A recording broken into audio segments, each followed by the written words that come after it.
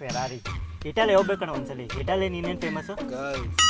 ಹಂಗಲ್ಲ ಏನಿಲ್ಲ. So food ಕೂಡ ತುಂಬಾನೇ ಫೇಮಸ್ ಆಗಿದೆ. ಸೊ ಇಟಾಲಿ ಕರ್ಕೊಂಡು ಹೋಗಕ್ಕಾಗ್ಲಿಲ್ಲ ಅಂತಂದ್ರೆ ಇದು ಟೈನಿ ಇಟಾಲಿಯನ್ ಅಂತ ಒಂದು ಸ್ಪೇಸ್ ಇದೆ, ಅಲ್ಲೋಗಿ ಕರ್ಕೊಂಡು ಹೋಗ್ತೀನಿ ಬನ್ನಿ.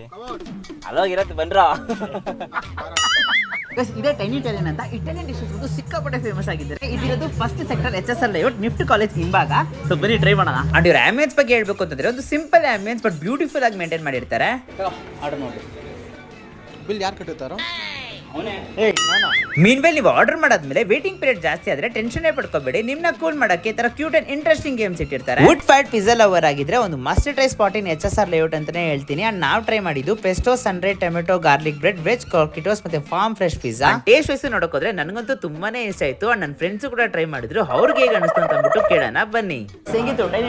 Top notch awesome quality food ಕೂಡ ಎಲ್ಲಾನು ಟಾಪ್ ನಾಚ್ ಕ್ವಾಲಿಟಿ. ಸೊ ಏನೇನು ವೇಟ್ ಮಾಡ್ತಿದ್ದೀರಾ? ಯಾಕೆ ಆಗ್ತಿದ್ಯಾ?